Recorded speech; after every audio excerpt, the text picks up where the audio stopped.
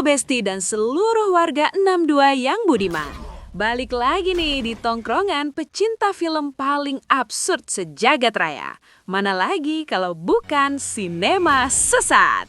Bahas film sampai tersesat. Coba deh kalian bayangin skenario ini. Kalian lagi healing manja sama Ayang, diam-diam nyewa private tour ilegal buat lihat hiu di tengah laut. Ekspektasinya sih romantis ala-ala, dapat konten estetik, terus pulang bawa kenangan indah. Tapi, gimana perasaan lo kalau pas baru aja naik ke kapal dengan hati puas, tiba-tiba si pemandu wisata malah menikam pacar kalian, terus melempar badannya yang berdarah-darah balik ke laut buat jadi snack sore para hiu. Padahal di situ cuma ada kalian, si pembunuh, dan lautan luas sejauh mata memandang. Sumpah, film hari ini definisinya trust issue level dewa, Besti. Bukan cuma lawan hewan buas, tapi juga lawan psikopat gila konten. Penasaran kan gimana nasib cewek yang kejebak di kapal neraka ini? Jangan kedip, jangan skip. Yup, langsung kita gas ceritanya.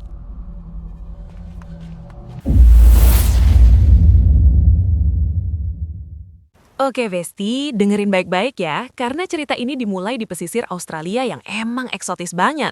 Tapi isinya orang-orang nekat semua. Jadi, ada dua turis namanya Greg sama Heather. Bukannya cari hotel bintang 5 buat lele, mereka malah mutusin buat cari pengalaman liburan yang beda. Saking bedanya, mereka ketemuan sama cowok misterius namanya Tucker di dermaga yang super terpencil. Red flag pertama nih guys. Ternyata si Greg sama Heather ini udah nyewa jasanya si Tucker diem-diem baik, tanpa ngasih tahu siapapun. Dan tahu nggak jasanya apa? Wisata bawah laut ilegal buat lihat hiu dari deket, pakai kandang besi alias cage diving. Duh, nyali Dede apa emang bosan hidup sih? We'll be swimming sharks after all.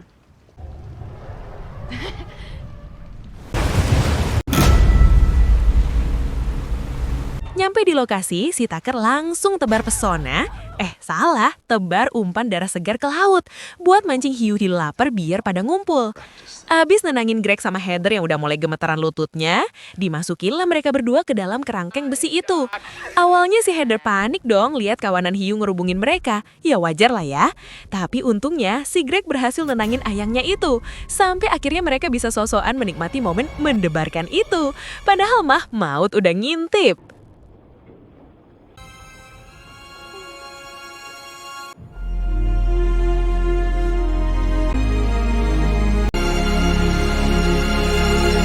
Sesi nyelam kelar, Greg sama Heather naik balik ke kapal dengan muka happy. Ngerasa puas banget abis uji nyali.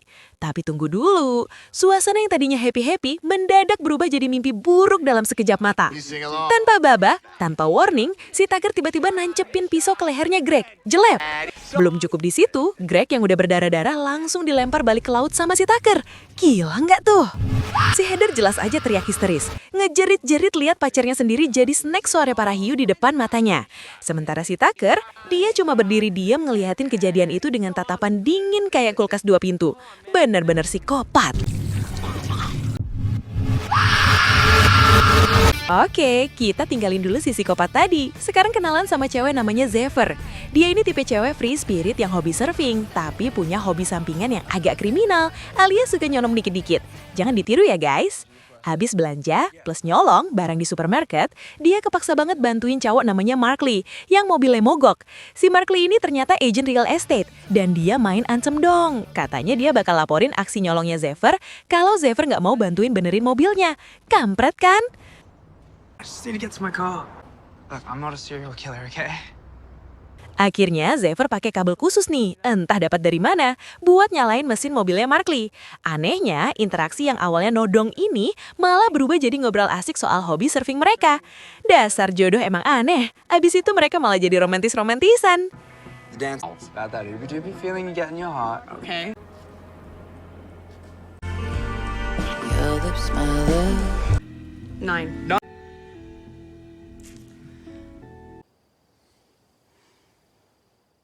Singkat cerita, abis kencan, si Zephyr malah kabur diem-diem tengah malam ninggalin Mark Lee. Biasalah, kayaknya dia tipe yang takut berkomitmen alias fear of commitment. Padahal cowoknya udah oke loh. Pas mau subuh, Zephyr minggir di parkiran pantai, niatnya mau surfing galau gitu. Dia baru sadar, kunci sirip papan selancarnya hilang. Pas banget lagi bingung, si Tucker, iya si pembunuh tadi, muncul entah dari mana dan minjamin kuncinya ke Zephyr. Pshh, si Tucker pura-pura pergi nih. Dan si Zephyr yang polos banget malah sibuk main HP balasin chat kekecewaan dari Mark Lee. Duh mbak, waspada kek. Di momen lengah pas lagi ngetik itulah, si Tucker langsung nyergap Zephyr dari belakang sampai dia pingsan seketika. Aduh, makanya jangan main HP mulu kalau lagi sendirian di tempat sepi.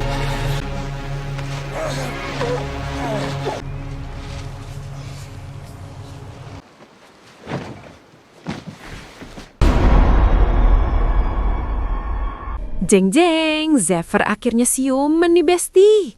Tapi bukannya bangun di kasur empuk sambil scroll TikTok, dia malah bangun dengan tangan di borgol di tempat tidur kapal yang lagi goyang-goyang di tengah laut lepas. Fix ini mimpi buruk banget. Dan coba tebak, siapa yang ada di sebelahnya? Ada si Heather, tapi kondisinya udah kena mental parah. Mukanya pucat kayak mayat hidup. Heather cuma bisa bilang kalau teriak minta tolong tuh percuma. Soalnya mereka udah jauh banget dari peradaban. No one can hear us.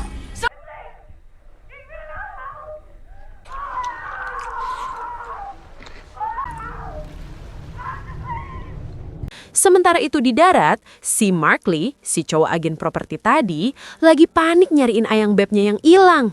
Dia nemu mobil van Zephyr sih, tapi ya ampun, mobilnya lagi diderek petugas gara-gara parkir liar. Ya ampun, pacar diculik psikopat, mobil malah kena tilang. Mark Lee mau ngambil tuh mobil, tapi gagal total gara-gara birokrasi yang ribet. Sabar ya bang, cobaan emang datang keroyokan. Oke. Balik ke kapal neraka. Zephyr sama Heather nggak mau pasrah jadi snack ikan gitu aja dong. Heather sempat curhat colongan nih. Dia nyesel banget sempat berantem sama emaknya sebelum liburan. Tuh kan, makanya jangan durhaka sama orang tua. Tapi Zephyr beda. Background dia kan anak jalanan mantan napi. Mentalnya baja bos. Dia lihat peluang emas di kawat penyangga bra alias kawat BH-nya Heather. Ide gila tapi jenius kan? Zephyr minjem tuh kawat buat ngelockpick borgolnya ala-ala MacGyver. Tapi sayang seribu sayang, si Taker ini matanya tajam banget kayak elang. Dia nangkep basa aksi mereka, nyita kawat sakti itu, terus misahin mereka berdua biar nggak bisa sekongkol lagi. Ya gagal maning, gagal maning. Colorful stripes of the deadly. Fuck. What's going on? Hold on. Have you got it?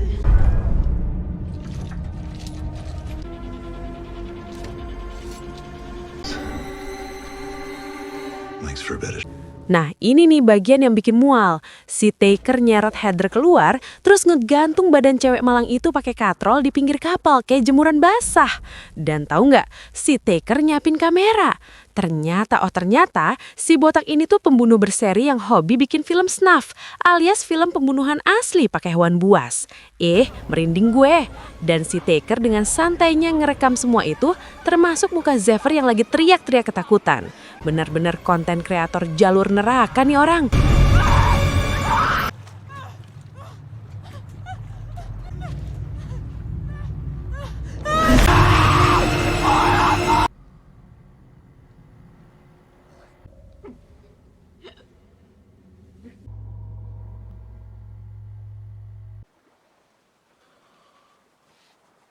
Zephyr sekarang sendirian di gudang, tapi dia nolak dikasih makan sama si psikopat. Gengsi dong, dia malah nyusun rencana balas dendam. Zephyr matahin pegangan ember besi, buset tenaga kuli ya mbaknya, buat jadi senjata tajam dadakan. Pas Taker masuk mau ngebius dia, Zephyr pura-pura tidur cantik. Begitu Taker lengah, jelep. Zephyr nusuk Taker pakai besi ember, ngerebut kunci borgolnya, terus lari kesencang-kencangnya. Dia lompat ke laut, berenang gila-gilaan menuju pantai kayak atlet olimpiade. Tapi si Taker ngejar pakai speedboat dong, curang banget. Dan apesnya, obat bius yang tadi sempat masuk dikit mulai bereaksi. Zephyr akhirnya pingsan dan ketangkep lagi pas udah nyampe pantai yang sepi. Ayolah, padahal dikit lagi lolos loh.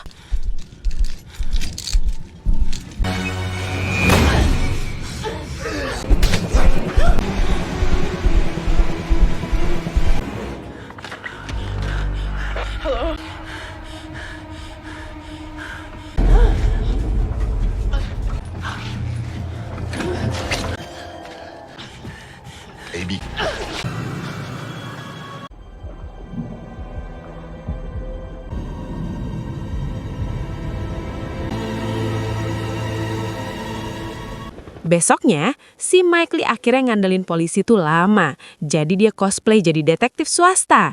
Dia ngecek CCTV di lokasi terakhir mobil Zephyr. Dan bingo, dia ngenalin mobil operasional wisatanya si Taker. Markley langsung tancap gas ke dermaga. Nemu kapalnya si Taker, di sana dia sempat papasan sama Dave, temannya si Taker tadi yang mukanya lempeng-lempeng aja. Markley nekat nerobos masuk kapal. Dan yes, dia nemuin Zephyr yang lagi disekap. Momen haru biru nih. Tapi pas Markley lagi mau ngelepasin ikatan Zephyr sambil nelfon polisi, jeng-jeng, si Taker muncul dari belakang kayak setan kaget dan langsung nyerang Markley. Gelut nih guys, baku hantam terjadi antara Markley lawan Taker. Markley sebenarnya jago juga, dia hampir bikin Taker KO. Tapi tiba-tiba, duk, si Dave, temennya Taker tadi, datang malah mukul Markley sampai pingsan. Dasar fake friend, tapi plot twistnya nih, si Taker malah ngebunuh si Dave karena Dave mulai curiga lihat ada cewek disekap di kapal. Mampus lu Dave, makanya cari temen yang benar. Abis ngeberesin sampah, si Taker langsung bawa kapalnya ngebut ke perairan yang jauh lebih dalam biar nggak ada saksi mata. Makin runyam urusannya.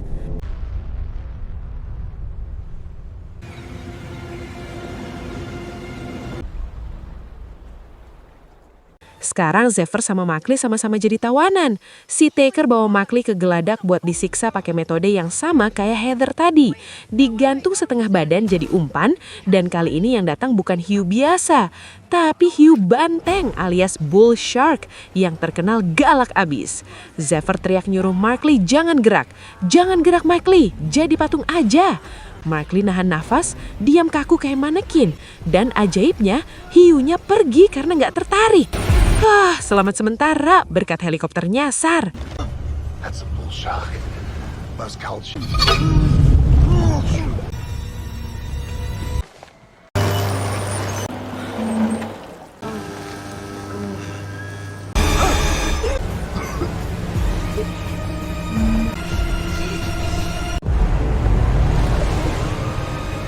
Kondisi Markley makin amsyong gara-gara pendarahan yang gak berhenti-berhenti. Udah lemes kayak zombie kurang gizi dia. Zephyr sadar dong waktu mereka makin tipis. Jadi dia nekat ngelakuin hal gila level dewa.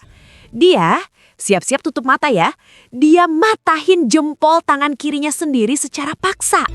Crack! Ngilu banget. Sumpah gue yang cerita aja ngilu. Tapi ternyata belum cukup buat lolos dari borgol. Jadi si Zephyr, ini beneran gore banget, nekat ngegigit jempolnya sendiri sampai putus. Gila, fix mental baja nih cewek. Pengorbanan berdarah itu worth it. Tangannya lepas dari borgol. Dia langsung lari, lompat ke laut, dan berenang sekuat tenaga kayak atlet lagi dikejar rentenir.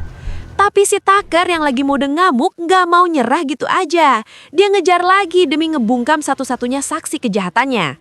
Gak ada capeknya nih orang. Tapi ya namanya juga film, si Tucker berhasil nyeret Zephyr balik ke kapal. Aduh, capek bolak-balik mulu dari tadi.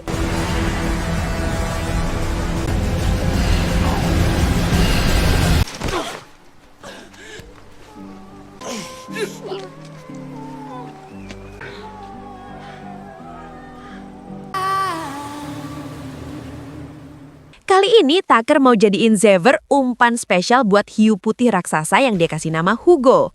So imut banget namanya Hugo, padahal monster.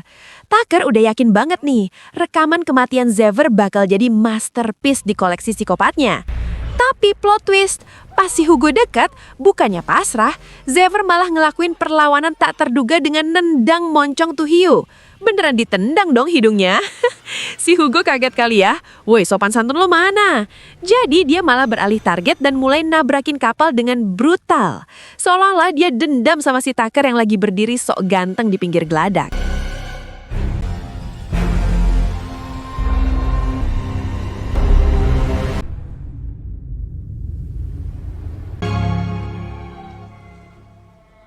Tucker panik dikejar peliharaannya sendiri. Dia berusaha ngusir Hugo pakai tombak ikan alias harpoon gun.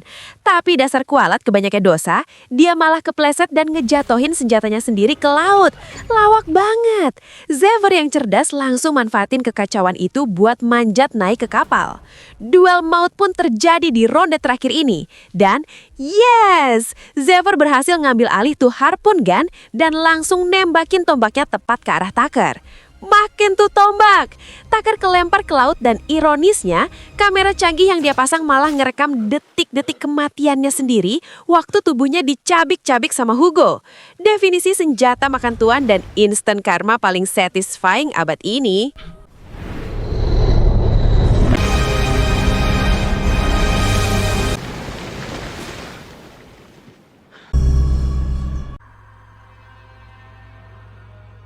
Eits, belum kelar dramanya.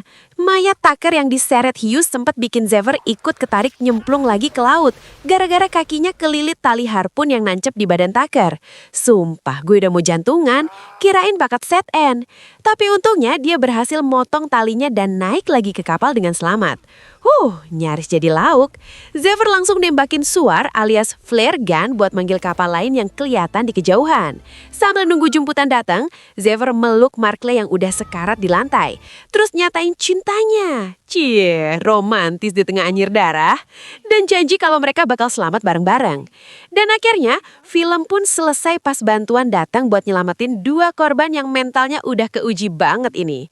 Bye-bye mimpi buruk. Jadi kesimpulannya ya Besti, kalau mau liburan tuh riset dulu kek. Jangan asal percaya sama abang-abang dermaga yang mukanya jelas-jelas ada aura psikopatnya. Udah bayar mahal, malah jadi giveaway buat hiu. Kan rugi bandar. Dan satu lagi, kalau tangan diborgol, please cari kawat atau apa gitu. Jangan langsung ngeligit jempol sendiri sampai putus. Itu jempol woy, bukan sosis bakar. Heran deh, totalitas banget sih mbaknya. Savage tapi bikin ngilu satu kecamatan. Udah deh, daripada gue makin ngilu bayangin jempol buntung, mending kalian pencet tombol subscribe sekarang juga. Awas ya, kalau nonton doang tapi nggak subscribe, gue sumpahin pas kalian lagi keramas, showernya berubah jadi air liur hiu. Jangan lupa like, komen, dan share video ini ke teman kalian yang hobinya nyusahin pas liburan. Bye-bye warga sesat.